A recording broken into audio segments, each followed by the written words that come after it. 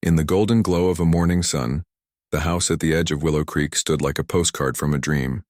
White walls, tall windows, a garden kissed by autumn leaves. It was the kind of home that spoke of quiet success and deep contentment. Inside lived Daniel Carter, a man whose name appeared in business magazines and charity galas, but who, behind closed doors, longed only for something simple: peace, family, love that didn't fade with wealth. He had earned his millions the hard way. Nights of sleepless ambition, a childhood of scarcity that burned a permanent hunger in his chest. But success, he'd learned, meant nothing when silence echoed through empty hallways. That silence had haunted him since his first wife, Lily, passed away during childbirth. She had left behind two tiny lives, twins who had her eyes, her softness, her warmth, and a man who suddenly had everything, yet felt he had lost the very meaning of it all. For 2 years, Daniel lived like a ghost moving through a mansion. The twins, Mia and Mason, grew under the gentle care of nannies, their laughter echoing faintly through corridors that felt too large for love. Then came Evelyn, elegant, graceful, with a kindness that seemed effortless. She entered his life not with grand gestures, but with quiet understanding. She never tried to replace Lily, never forced her way into the children's world. She just showed up, for breakfasts, bedtime stories, and every scraped knee. In time, Daniel began to believe in happiness again. Their wedding was intimate, held in the very garden Lily once dreamed of planting. Evelyn wore a pale blue dress that fluttered like a sigh, and when Daniel looked at her, he felt something he hadn't in years: hope. Months passed, and the home filled with life again. Evelyn became the children's anchor. The twins adored her, calling her Mommy Eve. Daniel would often watch from his office window as she played with them, blowing soap bubbles across the lawn, her laughter mingling with theirs. For the first time in years, his heart felt light, but perfection has a way of hiding its cracks. It began subtly. Daniel noticed Evelyn growing distant, her smile dimming around the edges. Sometimes she would stare at the twins with a strange expression, not anger, but something heavy, unspoken. He told himself she was tired. Parenthood wasn't easy, and Evelyn had taken on more than most could bear. Then came the day that would haunt him forever. It was early winter, the air crisp with frost. Daniel had left for work, his mind already buried in deadlines. But halfway through a meeting, an unease tugged at him, an instinct sharp and sudden. Something was wrong. He excused himself, drove home faster than he could think. The driveway was still, the windows steamed faintly. He walked inside, calling out for Evelyn, no answer. Then faintly he heard the sound of water running from the children's bathroom. When he pushed open the door, time froze. Evelyn was there, kneeling by the tub, bathing Mia and Mason. But the water was cold, icy enough to fog his breath. The twins sat still, silent, their tiny bodies shivering, eyes wide not with fear but confusion. Evelyn's hands moved mechanically, her face pale, emotionless. For a heartbeat, Daniel couldn't move. Couldn't breathe. The image seared into his mind. His wife, the woman he loved, bathing his children in freezing water like some cruel punishment. He wanted to scream, to demand why, but the sound never left his throat. He only stood there, the steam swirling between them, his heart collapsing under the weight of disbelief. Evelyn looked up, her eyes meeting his. There was no panic, no guilt, and only sorrow. The kind that ran deep, ancient, like a wound that never healed. And before he could speak, before he could even understand, she whispered through trembling lips, words so faint he wasn't sure if he heard them or imagined them. Then she stood, wrapped the children in towels, and walked past him in silence.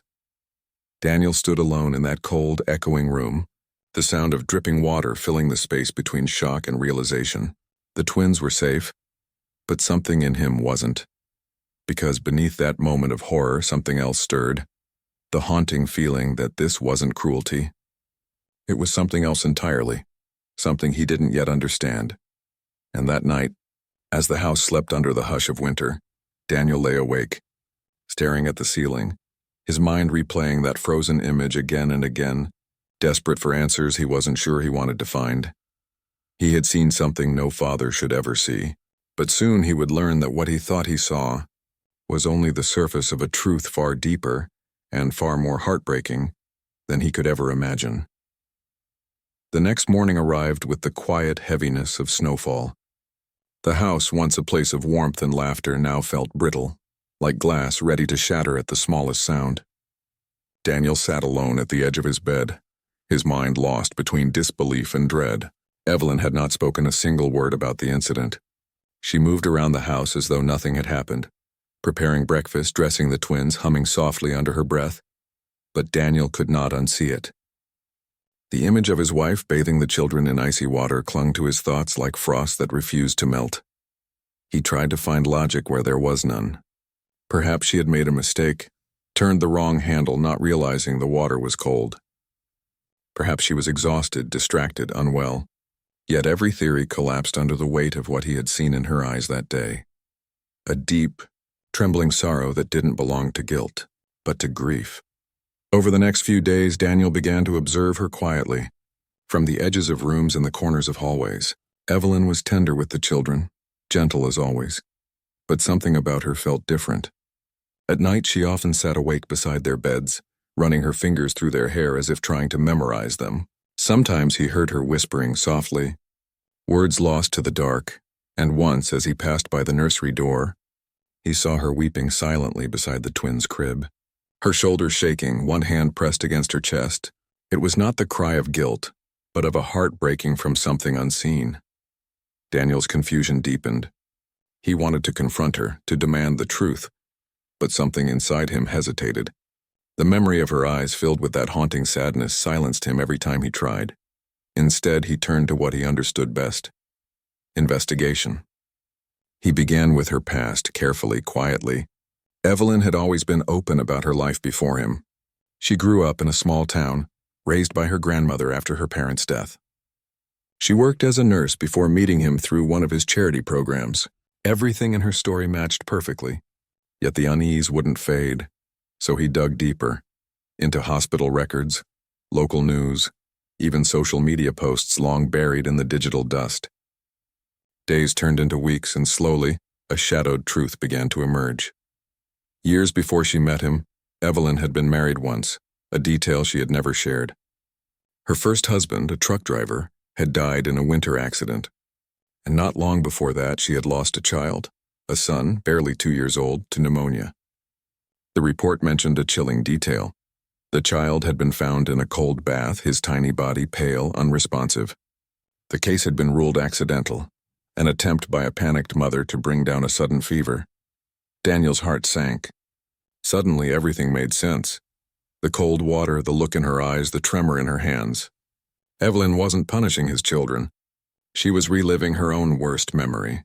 She hadn't seen freezing water that day. She had seen her dying son. The realization shattered him. What he had mistaken for cruelty was a cry from the deepest corners of her trauma.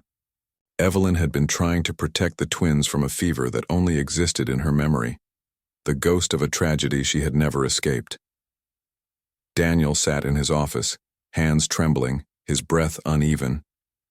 He wanted to run to her, to hold her, to tell her that she didn't have to carry that pain anymore. But another emotion stopped him, guilt.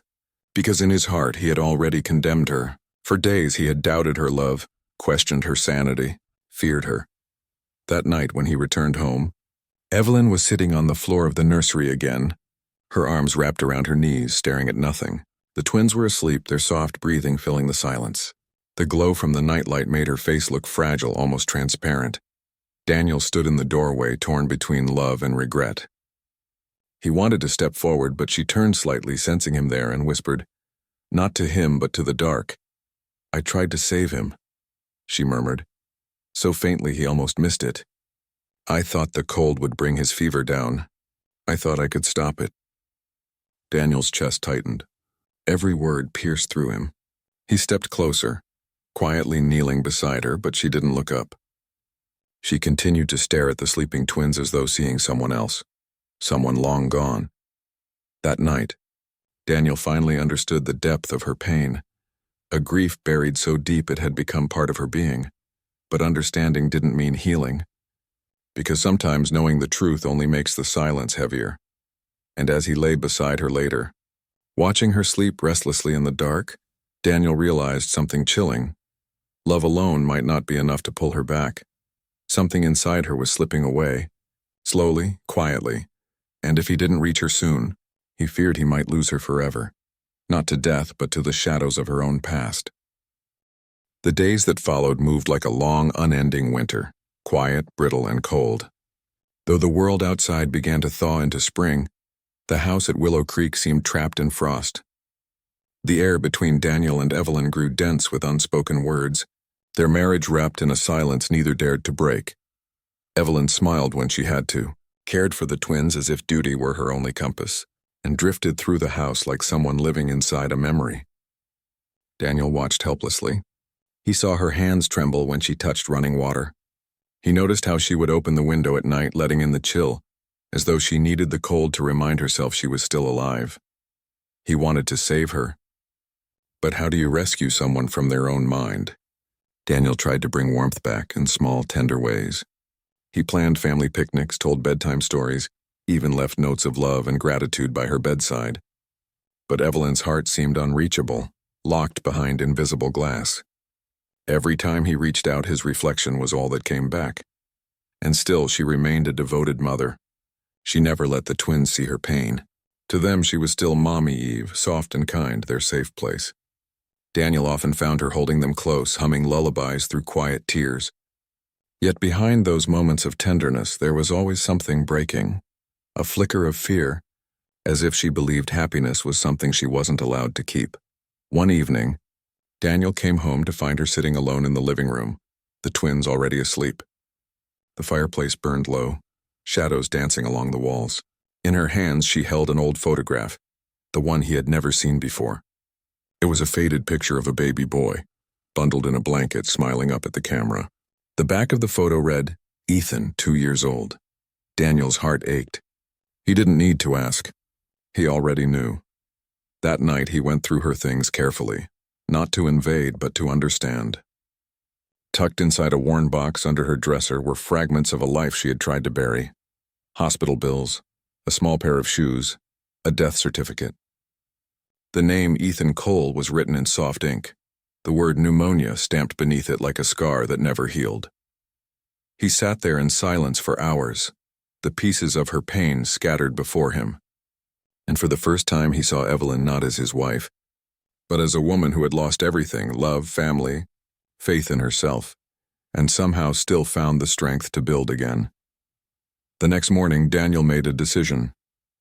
He arranged for a quiet visit to the small town where Evelyn once lived. He needed to see it, to feel it, to understand the storm that shaped her. The journey was long, winding through gray hills and leafless trees. When he arrived, the town looked suspended in time. The people were kind but guarded. They remembered Evelyn, the young nurse who once smiled through every sorrow, who lost her son in a cruel twist of fate and disappeared not long after.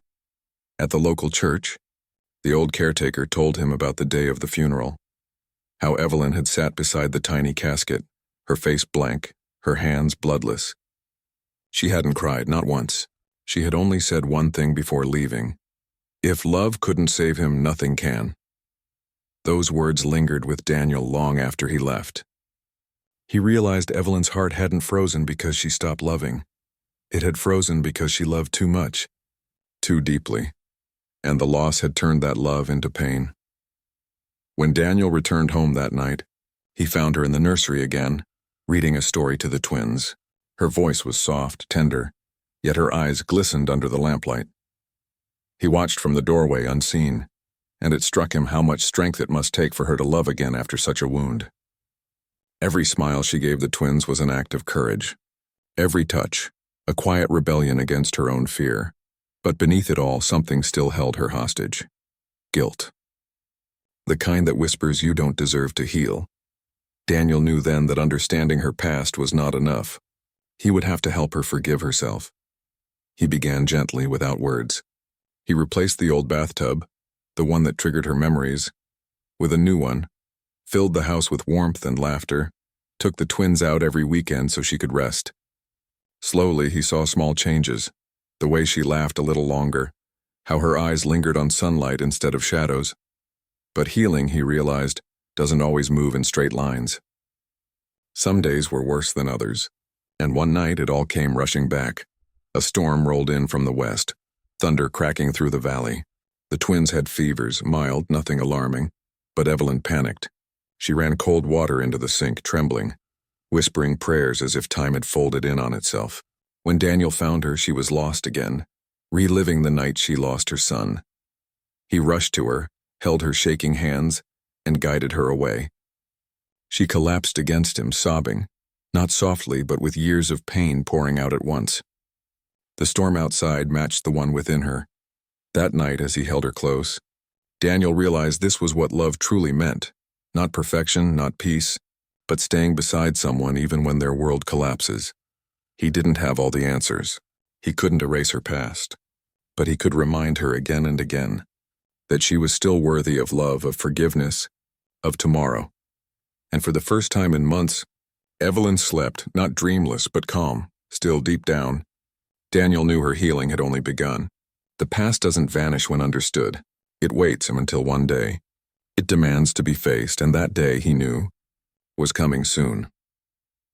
The morning after the storm came soft and quiet, the kind of morning that feels like a held breath before the world exhales. Sunlight streamed through the curtains, landing gently on Evelyn's face. She stirred beside Daniel, her eyes heavy with exhaustion but lighter than he had seen in months. The night before had broken something inside her, but in its place, something fragile and new had begun to form. Sometimes it takes complete collapse to find the ground again. The twins' fevers had gone down. They were playing in the living room, their laughter echoing down the hall like music. Daniel sat watching them, feeling the warmth of that sound in his chest. For the first time, the house didn't feel haunted. It felt alive. Evelyn joined them later, quiet but calm. She knelt beside the twins, brushing their hair back, and for a moment, Daniel saw a spark in her eyes, faint but real. He caught her gaze, and for the first time in what felt like forever, she didn't look away. Over the following weeks, a delicate peace returned to their lives. Evelyn began therapy, not because Daniel asked her to, but because one night she said softly, "I want to feel alive again." Those 6 words carried the weight of everything she had been holding in.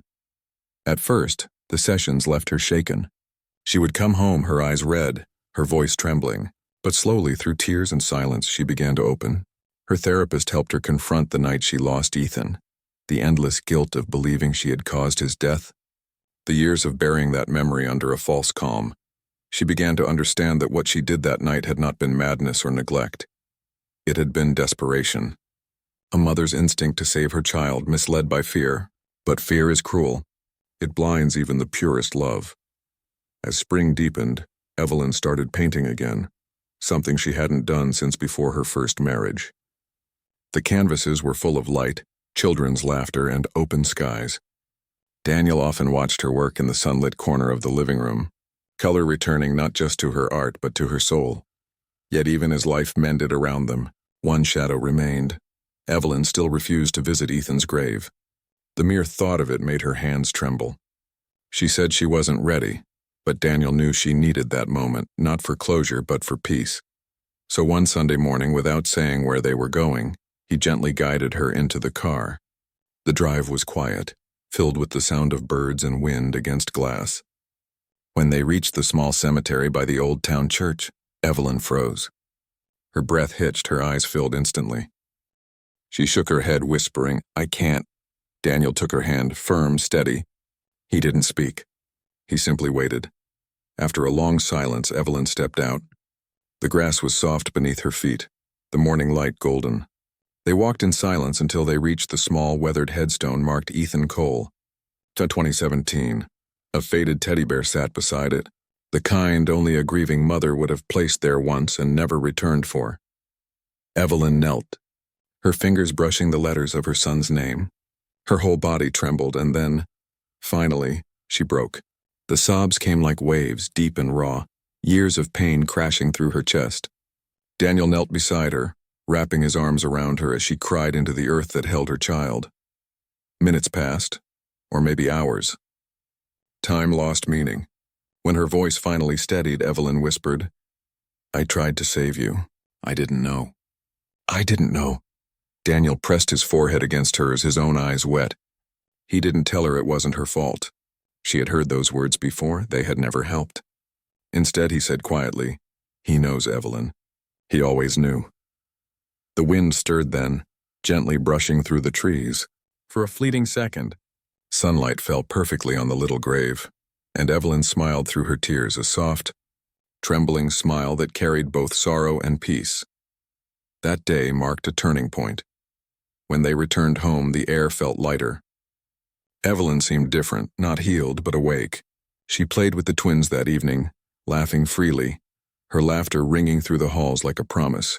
Daniel watched her, feeling something inside him uncoil. For the first time since that terrible day, she ran warm water into the bathtub. The twins giggled as the bubbles rose, steam curling gently around the room. She hesitated at first, and her hands hovering over the water. But then she smiled. "I think they'll like it this way," she said softly, almost to herself.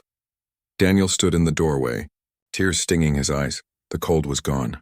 The ghosts were gone. That night, after the children had fallen asleep, Evelyn sat by the window watching the stars. Daniel joined her quietly. She leaned her head on his shoulder, her voice a whisper. "Do you think broken hearts can love again?" Daniel smiled faintly. "I think that's the only kind that really knows how." Outside, the night was calm. No storms, no echoes of the past, just the quiet hum of life, steady and forgiving. Evelyn closed her eyes, and for the first time in years, she slept without dreams. But even as peace returned to their lives, Daniel knew there was still one chapter left, because healing doesn't end when the pain fades. It ends when love begins to grow in its place. And for them, that moment was still waiting, just beyond tomorrow. The seasons turned quietly, gracefully. Spring melted into summer, and the Carter home filled with the hum of ordinary happiness. Laughter in the mornings, sleepy hugs at night, and a peace that felt newly earned. For the first time in years, life didn't feel like a wound trying to heal. It felt like a garden slowly learning to bloom again. Evelyn had changed, not in the way people change after loss, but in the way they do after forgiveness. Her smile no longer carried the tremor of guilt. Her laughter no longer hid behind hesitation. She still had moments, quiet ones when the past brushed against her thoughts like an echo. But she had learned not to drown in them. She had learned to breathe through them. Daniel often found her sitting outside with the twins, painting their small hands with watercolor, or teaching them how to plant seeds in the garden. Each day she poured love into the world as if she were making up for every tear she had ever shed.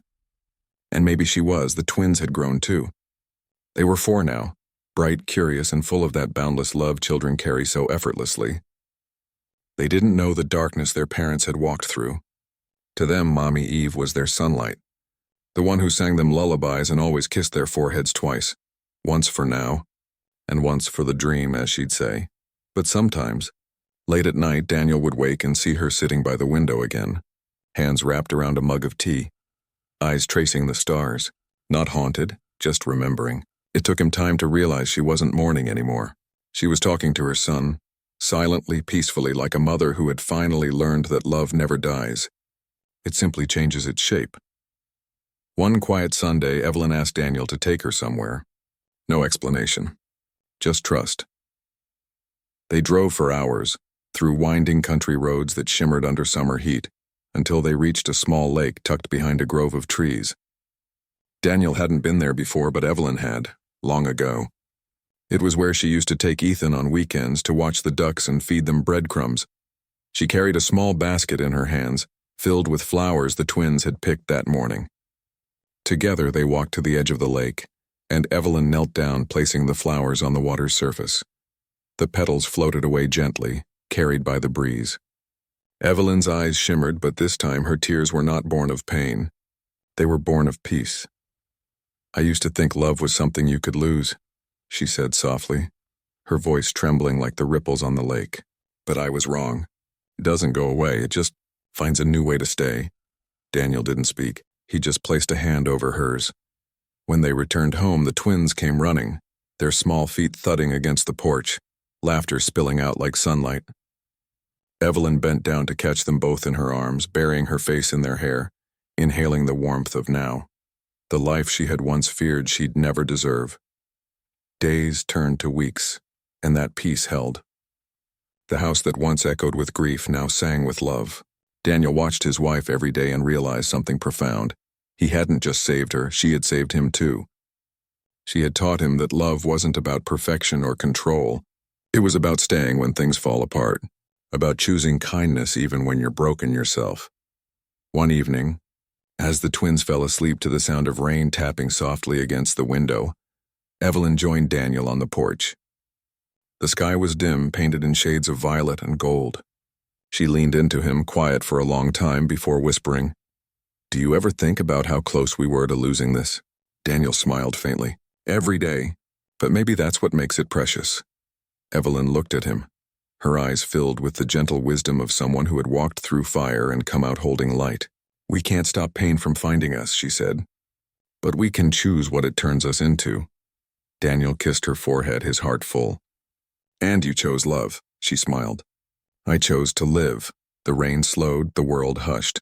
Inside, the twins slept soundly, their small breaths a rhythm of safety and innocence. Outside, the night stretched wide and forgiving, wrapping the house in its quiet embrace. The cold that had once defined their story was gone now, replaced by a warmth that came not from comfort, but from courage. And as the candle on the porch flickered low, Evelyn closed her eyes and whispered into the night, not to the past, not to the pain, but to the promise of tomorrow. "I forgive myself." It was barely audible, but Daniel heard it. And in that moment, everything, the grief, the guilt, the years of silence, finally let go. Because healing doesn't mean forgetting what hurt you.